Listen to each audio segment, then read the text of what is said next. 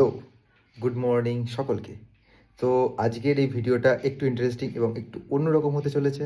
So by the way, welcome to mini vlog. So main কথায় আসা যাক। আজকের এই ভিডিওটা একটু অন্যরকম, একটু ইন্টারেস্টিং হতে চলেছে।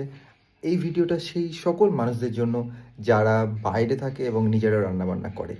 তো কিছুটা সময় এরকমও আমার লাইফে এসেছিলো যখন আমি বাইরে থাকতাম এবং রান্নাবান্না টুকটাক আমি নিজেও করতাম এবং সেই সময় আমিও কিছু প্রবলেম ফেস করেছি রান্নাবান্না।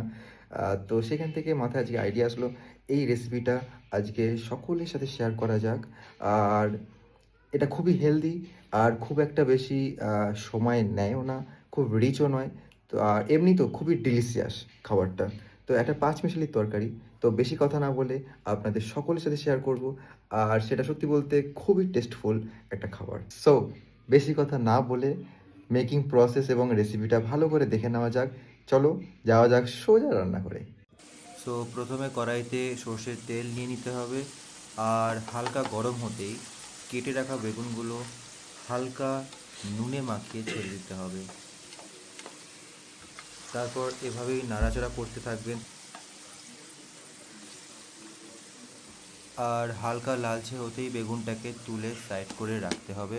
অ্যান্ড দেন বাকি কেটে রাখা যে সবজিগুলো, আলু, তারপর ওল, যেগুলোকে বলা হয় ওলকচু, তো তারপর গাজর, বিনস, তো এইগুলো এক এক করে কড়াইতে ঢেলে দিতে হবে সেই তেলের মধ্যে। আর এই পুরো প্রসেসটা মিডিয়াম ফ্লেমেই করতে হবে।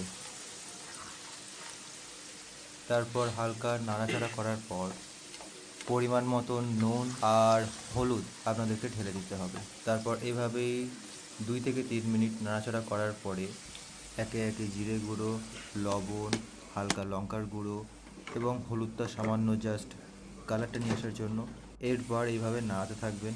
হালকা ড্রাই যখনই হয়ে আসবে তখনই এই সর্ষে যে মাখানো জলটা আপনারা দিয়ে দেবেন। বাট ওয়ান থিং, আপনারা চাইলে এখানে হালকা চিনিও দিতে পারেন, জাস্ট টেস্ট অ্যান্ড কালারটা আরেকটু ভালো নিয়ে আসার জন্য। এরপর 7 থেকে 8 মিনিট আপনাদেরকে মিডিয়াম ফ্লেমে এইভাবেই ঢাকনা দিয়ে বসিয়ে রাখতে হবে। আর এটা হচ্ছে একদম শেষ পর্যায়ে। 7 থেকে 8 মিনিট হয়ে গেলে তরকারিটা আলাদা করে আবার কড়াইতে হালকা তেল, তার মধ্যে পাঁচফোড়ন, লঙ্কা আর তেজপাতা গরম করে সেই তরকারিটাকে আবার এর মধ্যে দিয়ে দিতে হবে। এটা জাস্ট একটা সেন্ট, যে একটা অ্যারোমা, সেটা নিয়ে আসার জন্যই বেসিক্যালি লাস্ট পার্টটা করা হয়ে থাকে। তো তারপরে আর কিছুই না, হালকা লো ফ্লেমে বসিয়ে রাখবেন 1 থেকে 2 মিনিট। ব্যাস, একদম আপনার তরকারি পুরো রেডি। জাস্ট আপনারা টেস্ট করলে আপনারা বুঝতে পারবেন জাস্ট এটার টেস্টটা সত্যি কতটা সুন্দর। আর ভালো লাগলে অবশ্যই একটা লাইক করে যাবেন।